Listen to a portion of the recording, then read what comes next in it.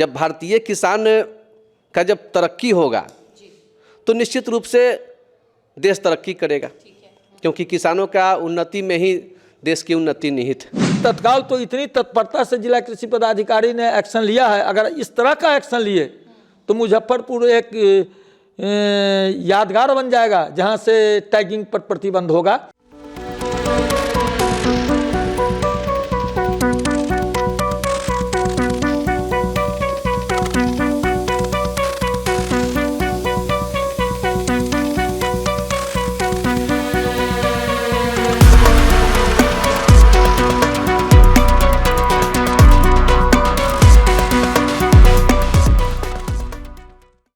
नमस्कार, first look Bihar में मैं निशा श्री आप तमाम दर्शकों का स्वागत करती हूं और आज एक बार फिर से किसानों के खाद में टैगिंग इस मुद्दे के ऊपर बातचीत करने के लिए हमारे साथ स्टूडियो में उपस्थित हैं रजनीश जी और सुधांशु नारायण सिंह जी। तो रजनीश जी, सबसे पहले आप बताइए, आप कौन से रिटेलर्स? जी, हम retail fertiliser and farmers welfare foundation एक गैर राजनीतिक संस्था है जो बिहार सरकार से निबंधित है, उसके हम प्रदेश सचिव हैं।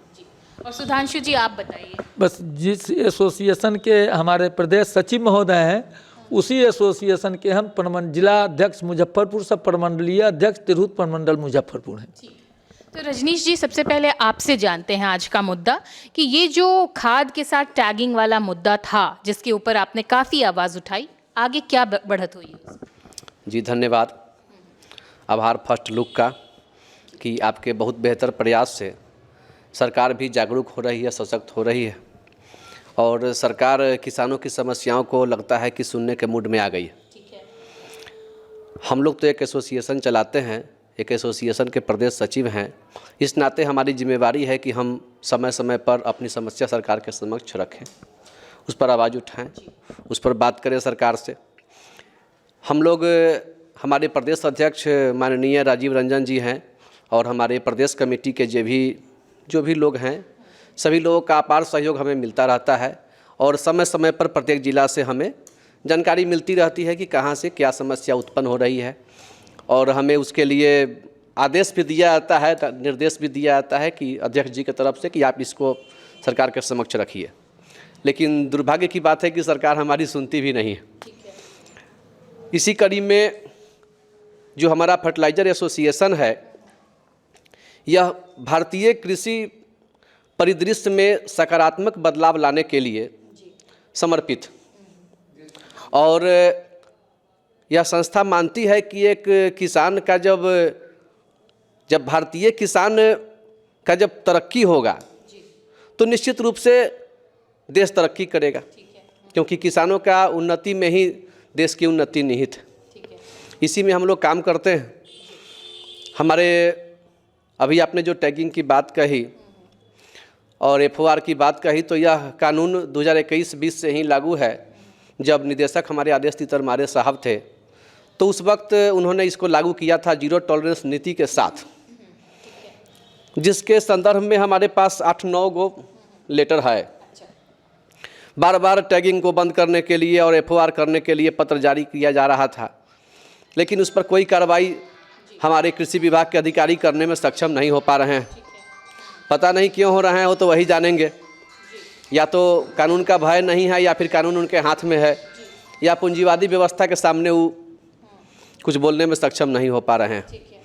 लेकिन ये हमारे जो अभी हाल फिलहाल कृषि निदेशक महोदय हैं, ये सुमन सौरभ यादव उनका नाम है, उनसे हमारी शिष्टमंडल हमारे साथ मिली थी। हमने सर को निवेदन किया कि सर इस तरह से चलता रहेगा, पत्राचार आप करते रहेंगे, ये समस्या समाप्त कब होगी? कितनों को मारेंगे? मारते मारते एक समय आएगा कि व्यवस्था समाप्त हो जाएगी, लेकिन ये समस्या समाप्त नहीं होगी। इसके बावजूद उन्होंने हमारी सारी बातों को सुना, लंबे समय तक हमारी वार्ता हुई, उन्होंने संज्ञान भी लिया। इसके लिए उनको बहुत बहुत धन्यवाद भी है, आभार है। उन्होंने फिर पत्र निकाला है, लेकिन उस पत्र से हम थोड़ा सा ये मन को एक सांत्वना मिली है कि कहीं हो सकता है कि कुछ अच्छे हो, लेकिन इसके पीछे 8-9 गो पत्र आ चुका था। कभी हमारे साहब ये भी तो निकाल सकते थे कि जो पत्र जारी किया गया है, जो निर्देश अधिकारियों को दिया गया है कृषि विभाग में, उस आदेश का पालन क्यों नहीं किया जा रहा है? ये भी वो कर सकते थे, लेकिन इस पत्र के बदले में फिर एक नया पत्र निकालें। उसमें नया यही है कि खुदरा विक्रेताओं के बिंदु तक आप उर्वरक को पहुंचाइए और जो उसके परिवहन का शुल्क होता है उस शुल्क को अकाउंट में क्रेडिट कीजिए और उसका स्टेटमेंट आप मुख्यालय को दीजिए। ये एक नई बात है उसमें, जो थोड़ा सा राहत देता है हृदय को। कहीं हो सकता है 30-40 रुपया तक उर्वरकों पर मूल्य कम जाएगा, जो किसानों को लाभ होगा। अब उस 30-40 रुपया के अलावे टैगिंग की जहाँ तक बात है, तो अभी हम लोग का सीज़न यहाँ लगभग समाप्त हो रहा है, लेकिन कुछ क्षेत्र हमारे हैं जैसे बेतिया है, आपको मोतिहारी है, सीतामढ़ी है, ये सब तरफ फरवरी में माह में गन्ने की फसल लगती है। इस फसल में फिर उर्वरक का मांग अधिक होगा उस जिला में। हमको ये देखना है कि मांग के अनुरूप पहुंच पाता है या नहीं पहुंच पाता है, टैगिंग बंद होता है या नहीं होता है। बताइए कि अभी भी अनिश्चितता है इनके मन में, और ये है कि ये सिस्टम जो है हो सकता है समाप्त हो जाए एक दिन, लेकिन ये समस्या समाप्त नहीं होगी। ये अभी भी जो रिटेलर संघ के जो सचिव हैं उनका ये कहना है। हम सुधांशु जी आपके पास आते हैं, और आप क्या कहेंगे इस मसला पर? कहना है जो पहले तो अनियंत्रित कृषि विभाग था, बहुत प्रयास से हम लोगों का संगठन संगठित हुआ, इसका रजिस्ट्रेशन भी हुआ, सरकार ने मान्यता भी दिया। हम लोग बहुत प्रयास किया कि आपस में तालमेल से सौहार्दपूर्ण वातावरण में इन भ्रष्टाचारों को दूर किया जाए। लेकिन हम लोगों के लाख प्रयास के बावजूद, जहां माननीय कृषि मंत्री भारत सरकार द्वारा आदेश निर्गत किया जा चुका है कितनी बार, हमारे मंत्री महोदय विजय कुमार सिन्हा जी थे, उनसे मुजफ्फरपुर जिला के सभागार में काफ़ी देर तक वार्ता हुई मेरी, जिसमें सभी पदाधिकारी उपस्थित थे। उन्होंने भी आश्वस्त किया, अपने उस समय संजय अग्रवाल, माननीय संजय अग्रवाल जी सेक्रेटरी थे, उनको निर्देशित भी किया। बार बार पत्र निर्गत हुआ है, लेकिन जब जब पत्र निर्गत होता है, रुकने के बदले टैगिंग दुगुना कंपनी कर रही है, और जिसका खामियाजा खुदरा विक्रेता भोग तो रहे हैं, वो तो उजरने के कागार पर है, किसान भी उजरने के कागार पर है। क्योंकि हमारे खुदरा विक्रेता जो कम पढ़े लिखे, कम पूंजी के आदमी हैं, और वो उतना टैगिंग लेकर रख नहीं सकते हैं। मैं तो चैलेंज करता हूं कि अगर कृषि विभाग इसकी जांच करा ले तो कोई भी खुदरा विक्रेता नहीं है जिनके छोटे से छोटे दुकान पर भी 5 लाख और 7 लाख का साइड प्रोडक्ट एक्सपायर नहीं कर गया हो, क्योंकि बहुत किसान लेते नहीं है। किसान को उचित दर पर उर्वरक निश्चित दिया जाता है, लेकिन वह टैगिंग का सामान जो दिया जाता है उसका मूल्य जोड़ा जाता है। किसान उसके मूल्य को जोड़कर उसमें दाम बताते हैं, तो होता है कि उर्वरक की कालाबाजारी हो रही है, क्योंकि उनकी व्यवस्था है। तो इस परिस्थिति में हम लोग प्रयासरत हैं, लेकिन कोई सुनने वाला नहीं है। हम तो ऐसा महसूस कर रहे हैं कि मैडम, एक पत्र हमारे पास है कि जब कृषि विभाग के पदाधिकारियों के पदस्थापन और डिप्टेशन में वरीयता को बिल्कुल नज़रअंदाज करके जूनियर पदाधिकारी की नियुक्ति जिला स्तर पर की जाती है, उनको अनुभव का कमी है। यही कारण है कि इस पर नियंत्रण नहीं हो रहा है, और वरीय पदाधिकारी और जो पदाधिकारी हैं उनको सेंटिंग पद पर दिया जा रहा है, उनको प्रमोट नहीं किया जा रहा है। तो स्वतः है, स्वाभाविक है कि कोई जूनियर पदाधिकारी को प्रमोट कर दिया जाए और सीनियर पदाधिकारी को उनके अधीनस्थ रखा जाए, तो कार्य सोचा जा सकता है कि कार्य बाधित होगा ही, उनका मनोबल टूटेगा और निष्पक्ष कार्य नहीं हो सकता है। तो सारी गड़बड़ियाँ सरकार के स्तर से, हम तो उनसे मांग करते हैं, हम तो भारत सरकार से मांग करते हैं कि इसकी उच्च स्तरीय जांच, उनके पास एक से एक एजेंसी है। जैसे मैंने अभी सुन रहा था कि सहरसा में एक ट्रैक्टर 24 घंटे का दिन रात होता है। 1 बीघा को 2 चास करने में एक ट्रैक्टर को 1 घंटा से 1.25 घंटा का समय लगता है, लेकिन 250 एकड़ जोत देना है एक ट्रैक्टर से, ये तो कहीं से नहीं पच रहा है कि कितना बड़ा घोटाला है, और सरकार काहे चुप बैठी है। इसी से अंदाजा लगाया जा सकता है कि सरकार कितना तत्पर है। अगर ऐसी स्थिति होती तो तुरंत अग्रतर कार्रवाई होती। तो हम आपके चैनल द्वारा इतना जोर शोर से किसान और खुदरा विक्रेताओं के हित को लेकर उठाया जा रहा है, फिर भी कोई प्रभाव इस पर नहीं पड़ रहा है। बाध्य होकर हम लोग ये निर्णय पर आए हैं कि हाई कोर्ट में एडिट करने जा रहे हैं इस संदर्भ में, ठीक है रजनीश जी, आप क्या कहना चाहेंगे इस मुद्दे पे, क्योंकि बिल्कुल क्षुब्ध लग रहे हैं जो सुधांशु जी जिस तरह से कह रहे हैं कि वो त्रस्त हैं, सरकार से अपील कर रहे हैं, आप क्या कहेंगे? हमने सरकार को, माननीय कृषि मंत्री महोदय को, सचिव महोदय को और निदेशक महोदय को भी पत्र लिखकर उनसे निवेदन किया था, मिलकर भी निवेदन किया है कृषि निदेशक महोदय से। उनको कहा कि हमने अपने पड़ोसी राज्य उत्तर प्रदेश में बहुत अच्छी सरकार ने नियम निकाला है और उसका पत्र हमारे हाथ में है, जिसमें उन्होंने साफ साफ स्पष्ट रूप से लिख दिया है कि उर्वरक आपूर्ति करने वाली समस्त संस्थाओं को अनुदानित उर्वरकों की आपूर्ति एवं बिक्री हेतु दी गई अनुमति को छोड़कर उर्वरक विक्रय प्राधिकार पत्र में अंकित अन्य समस्त गैर अनुदानित उत्पादों की आपूर्ति एवं बिक्री को दिनांक 1/1/26 से उत्तर प्रदेश में पूर्णतः प्रतिबंध लगाए जाने का निर्णय लिया गया है। जी, उत्तर प्रदेश में हो चुका है। हमने तो निवेदन किया श्रीमान से कि सर उत्तर प्रदेश के तर्ज पर अपने बिहार राज्य में भी इस चीज़ को लागू किया जाए। पता नहीं सरकार किस बात से डर रही है, या तो कहीं ना कहीं पूंजीवादी व्यवस्था कंपनियों की पर, कंपनियां उन पर हावी है, कंपनियों का लाभ वो चाहते हैं। किसान का अगर भला हो जाएगा तो इस कृषि प्रधान देश में चुनाव किस मुद्दे पर होगा? किसान को तो कमज़ोर रखना ही चाहिए, और किसान मजबूत हो जाएगा तो फिर वो विरोध कर देगा ना, खड़ा हो जाएगा, हट जाएगा, सरकार को समस्या हो जाएगी। तो कृषक अधिक लोग हैं, कृषक का भला कैसे हो? बड़ा ही मतलब ये एक कटाक्ष है कि किसानों को एक षड्यंत्र के तहत जो है वो कमज़ोर बनाने का प्रयास है, क्योंकि अगर वो किसानों की आवाज़ बुलंद हो गई तो वो तख्ता पलट सकती है। सुधांशु जी, जिस तरह से है कि अभी बात हो रही है उत्तर प्रदेश में तो ये काम हो गया, हमारे राज्य में फिर ये कब तक होगा, आप क्या कहेंगे?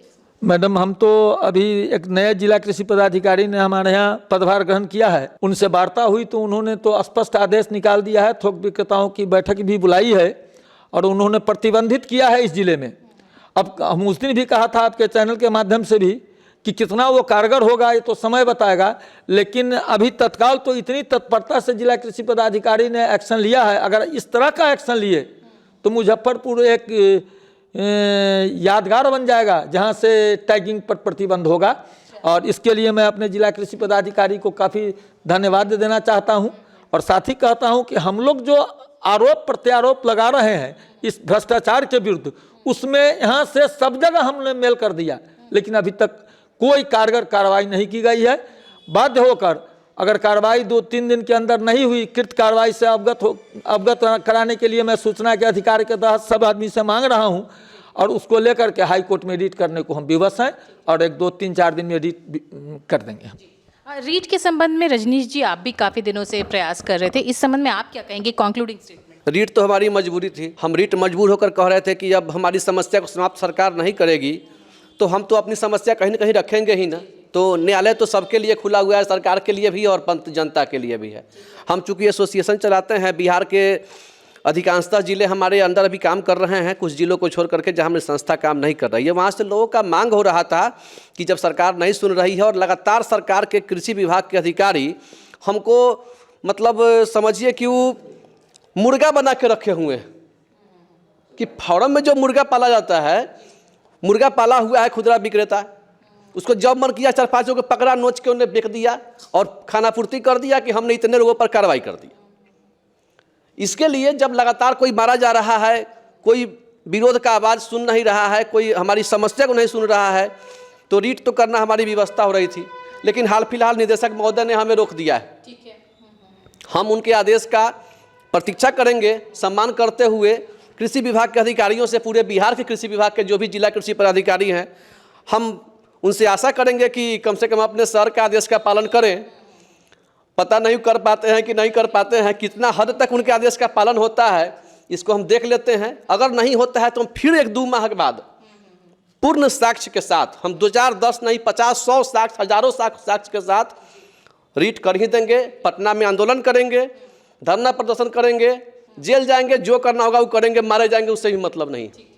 लेकिन इस चीज़ को हम ख़त्म करके ही रोकेंगे, मैं रहूं या समस्या रहे, एक कोई ना कोई रहेगा। अभी हमने आप ही के चैनल के माध्यम से माननीय मंत्री जी को आग्रह भी किया था कि वो हमको आमंत्रित करें, और ये खाद की कालाबाजारी हो कहाँ से रही है ज़मीनी स्तर पर वो मैं उनको डिटेल्स बता सकता हूँ, लेकिन इस संदर्भ में मंत्री जी शायद अभी तक तो उनके कान तक आवाज़ पहुँची है कि नहीं। हम ये नहीं कहते हैं कि जो भी भ्रष्टाचारी हो, चाहे हमारे खुदरा विक्रेता में भी हो या हम हो, कोई हो, ऊपर कार्रवाई होनी चाहिए। इतना यूरिया का सप्लाई हुआ, लेकिन फिर भी यूरिया के लिए हाहाकार है। हमको मालूम है कि प्लाईवुड फैक्ट्री में यूरिया की आपूर्ति बड़े पैमाने पर हो रही है। कुछ खुदरा विक्रेता भी कर रहे हैं जो 500 रुपये बैग के हिसाब से उसको सप्लाई करते हैं और उनको प्रतिदिन देना है। इसकी जानकारी देने के बावजूद भी कार्रवाई नहीं होती है, तो ये तो विडंबना है। तो हम तो इसलिए आग्रह करते हैं कि वो आमंत्रित करें और हम सारी वस्तु स्थिति से उनको जानकारी दे देंगे कि कहाँ कहाँ भ्रष्टाचार हुआ है। हम तो लगातार इस संदर्भ में लड़ रहे हैं, लेकिन कोई कार्रवाई नहीं हो रही है। ठीक है, तो देखा आपने कि किस तरह से ये लोग क्षुब्ध हैं, परेशान हैं पूरी तरह से, और टैगिंग एक बहुत बड़ी समस्या है। साथ ही साथ यूरिया का जो गोरख धंधा हो रहा है कि किस तरह से वो किसानों के लिए आ रहा है, लेकिन उसका इस्तेमाल जो है वो अलग अलग कंपनियां, अलग अलग कारखाने कर रहे हैं। इस समस्या का समाधान जल्द से जल्द अगर सरकार नहीं करती है तो ये आगे धरना और अलग अलग तरह की जो कानूनी कार्रवाई है इसके ऊपर करने के लिए ये जो संघ है वो मजबूर हो जाएगा। तो अभी के लिए अब इस चर्चा को यहीं पर देते हैं विराम। आगे इससे जुड़ी और भी अपडेट्स आपके सामने लाते रहेंगे। फिलहाल के लिए दीजिए इजाजत। आप देख रहे थे फर्स्ट लुक बिहार। धन्यवाद।